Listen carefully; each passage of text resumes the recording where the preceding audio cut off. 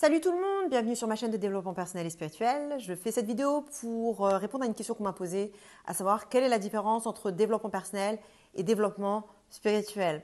Je vais répondre à cette question de façon un petit peu plus large sur le processus spirituel, comment ça se passe. Voilà. Donc moi c'est Gaëlle, pour ceux qui ne me connaissent pas, je suis un maître spirituel et j'aide les personnes conscientes en quête de sens et de fusion à retrouver le plaisir de l'être, la jouissance, la saveur de l'être. Donc, quelle est la différence entre développement personnel et développement spirituel? Pour moi, ce sont deux travaux différents, mais qui s'intègrent dans un tout. Dans le premier cas, donc dans le développement personnel, il s'agit de s'améliorer, de se développer, de devenir la meilleure version de soi. Enfin, vous avez déjà, si vous faites du développement personnel, vous avez déjà dû entendre parler de ça. C'est une phrase qui revient tout le temps. Devenir la meilleure version de nous-mêmes. Voilà, donc ça c'est le développement personnel. C'est améliorer ses qualités, annihiler ses défauts, travailler sur soi, travailler sur soi, enlever ce qu'on n'aime pas et mettre plus de ce qu'on aime, la pensée positive et tout ça. Donc c'est s'améliorer, se développer, se changer, voilà. Donc ça c'est le développement personnel. Et généralement, c'est ce qui arrive en premier. Et c'est suivi ensuite, parfois pas, hein, mais chez certains ça ne vient jamais, mais c'est souvent suivi d'une phase de développement spirituel où là, on opère sur un autre registre. Donc dans le cas du développement spirituel, il ne s'agit pas de se changer, de devenir quelqu'un d'autre, d'améliorer quoi que ce soit. En fait, on part du principe que on est déjà parfait tel qu'on est. En fait, on se rend compte tout simplement qu'on est déjà parfait tel qu'on est, qu'on n'a pas besoin de se changer, qu'on n'a pas besoin de développer quoi que ce soit, que tout est déjà parfait tel que c'est et qu'on a simplement besoin de révéler ce qui est déjà notre vibration pure, notre vibration spécifique, unique et singulière qu'on a choisi d'incarner dans cette expérience terrestre. Cette distinction entre développement personnel et développement spirituel est à mon sens exactement la distinction que Carl Jung, fait dans son processus d'individuation. Donc si vous connaissez un petit peu Carl Jung, dans son processus d'individuation, il y a deux phases. Alors déjà, pour moi, le processus d'individuation, c'est un process de développement personnel et d'éveil spirituel. Donc dans la première partie de son process d'individuation, il s'agit de développer un ego fort. Il s'agit, parce que en fait, le process d'individuation de Carl Jung, c'est de rendre l'inconscient conscient. Voilà. Donc dans un premier temps, on développe un ego fort, une identité stable, solide, healthy, comment dire en français, saine. Et ensuite, et donc on développe notre personnalité, c'est là qu'on fait tous les tests de personnalité, voilà, qu'on s'intéresse à notre personnalité, qui on est, nos caractéristiques, nos points forts, nos points faibles, etc. Donc généralement, c'est là effectivement qu'on va faire tout ce qui est MBTI, Ennéagramme, enfin tous les outils de développement personnel et tous les types de personnalités, etc. Voilà, donc ça c'est la première partie de son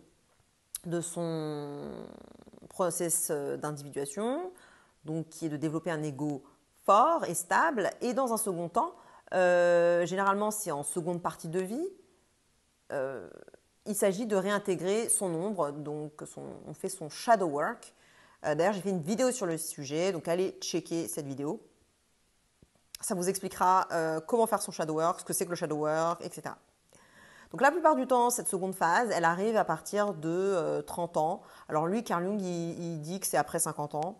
Je pense que pour certains, ça n'arrive jamais.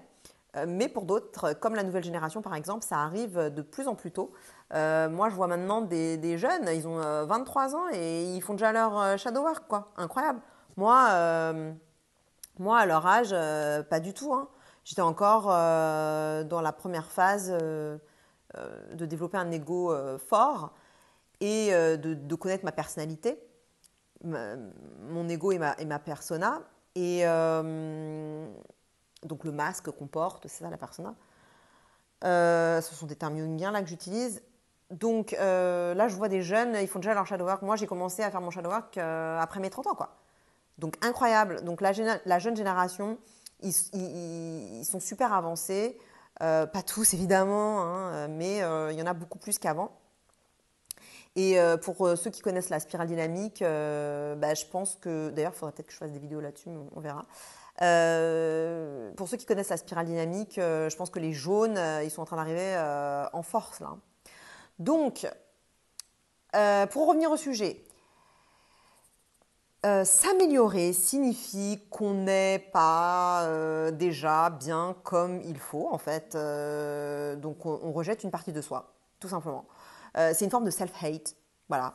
On n'est pas du tout dans l'acceptation de qui on est, de nous-mêmes. Voilà. Donc, qui on est, c'est pas OK, tout simplement. Donc, c'est du profond rejet de soi.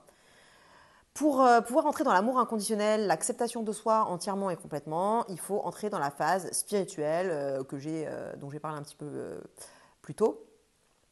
Donc, faire son shadow work et travailler sur l'appréciation de soi sans chercher à se changer. Voilà. Et j'ai fait un blog post sur le sujet, sur l'amour inconditionnel. Donc allez checker, c'est en anglais par contre, je suis désolée, j'ai pas encore traduit mon site, hein. Bon voilà. Si vous parlez anglais ou si vous savez lire anglais ou si vous voulez checker sur Google Traduction, avec plaisir, allez voir. Le titre, si je me souviens bien, c'est What the hell is unconditional love? Voilà, donc ça vous explique ce que c'est que l'amour inconditionnel. Et de façon claire et assez concise. Voilà. Donc ça fait partie, donc travailler l'amour inconditionnel, ça fait partie de la seconde phase du process d'individuation, en tout cas de l'éveil spirituel. Bon, si vous entendez ronfler, c'est mon chat. Elle est très mignonne. Elle s'appelle Bagheera, mais elle ronfle. Voilà. Mais c'est très mignon. Voilà, donc revenons au sujet. On parlait de la seconde phase du process d'individuation et donc de l'éveil spirituel. Et donc cette seconde phase est caractérisée par accepter ce qui est tel que c'est. Voilà. Donc, comme j'ai dit, on se rend compte qu'on est parfait tel qu'on est. Eh bien, si on est parfait tel qu'on est, eh ben, le besoin de s'améliorer disparaît. On n'a pas besoin de changer, on n'a pas besoin de faire quoi que ce soit en fait, puisqu'on est déjà parfait tel qu'on est. Et on s'aime tel qu'on est. Tel qu'on est, c'est ok, tel qu'on est, c'est bien. Voilà, il y a juste besoin de révéler cela en fait. Voilà. Donc, ça, c'est la seconde partie du process d'éveil spirituel. Et ce process, je l'ai décrit en deux phases successives. D'abord le développement personnel, suivi du développement spirituel. Mais en fait, si je l'ai décrit comme ça, c'est juste une trame de fond, un fil conducteur. Parce qu'en fait, les choses, elles ne sont pas que linéaires. Elles le sont, mais elles ne sont pas que. C'est aussi un process créatif, dans le sens où il se comporte comme une toile d'araignée dynamique, avec des éléments interconnectés, des loops, des rétrofeedbacks, des rétrocontrôles, une évolution en spirale, une action simultanée à plusieurs niveaux de conscience, plusieurs niveaux spatio-temporels. C'est-à-dire qu'il y a des jumps comme ça dans le temps qui ne sont pas du tout linéaires en fait. Donc j'ai présenté les choses de façon linéaire parce que avec notre mental qui est linéaire, notre pensée analytique qui est linéaire, comment je peux vous expliquer un process créatif qui n'est pas linéaire? C'est pas possible. Donc j'étais obligée de vous dire les choses un peu de façon, 1, 2, 3, 4, 5, point A, point B, point C. Voilà, donc première étape, deuxième étape. Mais en fait, comment ça se passe, l'éveil spirituel, et comment ça se passe le développement de soi, le développement personnel et spirituel, c'est pas linéaire. Voilà, simple. Voilà. Donc je voulais juste vous expliquer les choses de façon compréhensible et appréhendable. Donc en fait, chaque personne en est à un certain point dans son évolution, dans son parcours, dans ce process. Et d'une certaine façon, ça ne sert à rien de jumper ahead, mais en même temps, oui. Voilà. Donc, parce que comme j'ai dit, ce n'est pas linéaire. Alors en fait, ce process, surtout qu'il peut prendre toute une vie, voire plus qu'une vie, si vous croyez à la réincarnation, je crois à la réincarnation. Donc, quand je dis que ça fait des jumps spatio-temporels, ça peut être sur plusieurs vies aussi. Hein. Que le process, il se fait, il y a des interactions, des liens, des entanglements, comme on dit en français, des intrications quantiques entre différents moments de l'espace-temps, en fait. Voilà. Bref, tout ce que je voulais dire, c'est que c'est un processus à la fois linéaire et à la fois non linéaire. Et il peut y avoir besoin de travailler sur des éléments du process qui sont plus avancés que là où vous en êtes. Parce que parce que comme je dis, c'est pas linéaire. Je vais vous donner un exemple parce que là, j'ai l'impression que là, je m'embourbe dans un truc incompréhensible. Je vais vous donner un exemple très concret. Voilà, de la gestion de projet.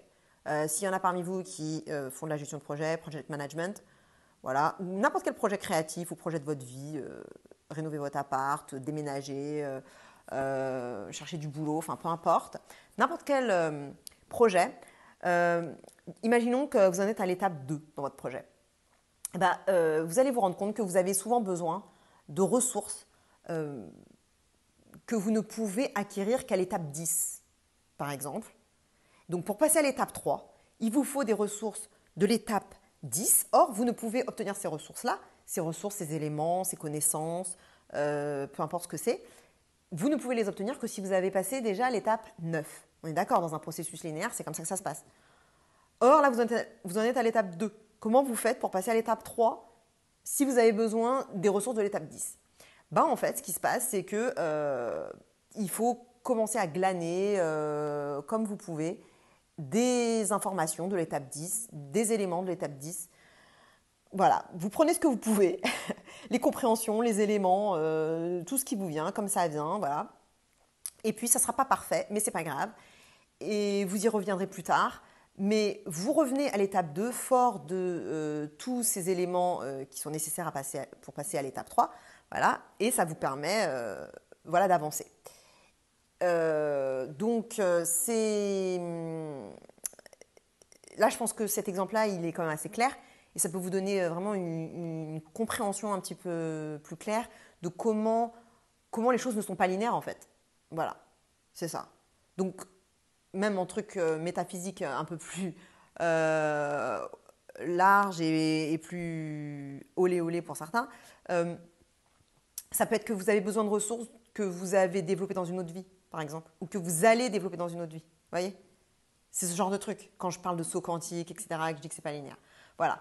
Mais sinon, globalement, le process d'éveil spirituel, enfin le développement de soi, le développement personnel et le développement spirituel, ça passe déjà d'abord par surtout du développement personnel où on essaye de se développer, s'améliorer, se changer, devenir une meilleure personne. Et ensuite, deuxième phase, c'est le développement spirituel où on se rend compte qu'on est déjà parfait tel qu'on est. Il n'y a rien besoin de changer, en fait. Tout est déjà bien, en fait. On a juste besoin d'accepter ce qui est, de s'accepter tel qu'on est et juste de se révéler, en fait. Voilà, il n'y a rien besoin de changer, en fait. Et c'est ça vraiment l'amour de soi, le réel amour de soi. Et donc ça, c'est la seconde phase. Mais comme j'ai dit que ce n'était pas linéaire, voilà, vous pouvez jumper comme ça. Vous êtes en train de faire du développement personnel, vous avez 20 ans ou 25 ans, ou enfin, je sais pas, peu importe, mais vous en êtes dans cette phase-là et hop, vous allez un peu travailler l'amour inconditionnel, un peu travailler votre spiritualité. Et ensuite, ben, revenir au développement personnel. Et puis, quand vous serez à l'étape 2, où vous bosserez plus le développement spirituel, eh ben, il se peut que vous rebossiez des trucs sur votre ego. Vous voyez? Voilà. Bref, je pense que vous avez compris. Voilà la différence entre le développement personnel et le développement spirituel. Et voilà comment se passe l'awakening. Enfin, là, j'ai parlé vraiment de façon large de l'awakening, hein, juste du process de développement de soi. Je ne suis pas rentrée dans la Dark Night of the Soul, la nuit noire de l'âme, des trucs comme ça. Voilà, et puis ça serait peut-être le sujet d'une autre vidéo, donc d'une vidéo ultérieure à voir. Donc allez checker en tout cas. Dans the meantime, allez checker ma vidéo sur le shadow work et allez checker mon blog post en anglais sur l'amour inconditionnel. Et puis toutes mes autres vidéos d'ailleurs. Voilà. Allez voir ma chaîne, allez voir tout ce que je fais. Et puis je vous fais des gros bisous. Likez, abonnez-vous, partagez avec une personne qui pourrait bénéficier de cette vidéo, qui aurait besoin de comprendre, enfin qui a besoin d'éclairage sur le processus de développement de soi. Et je vous dis à très bientôt, peut-être pour un tirage de cartes à voir. Voilà. Bisous!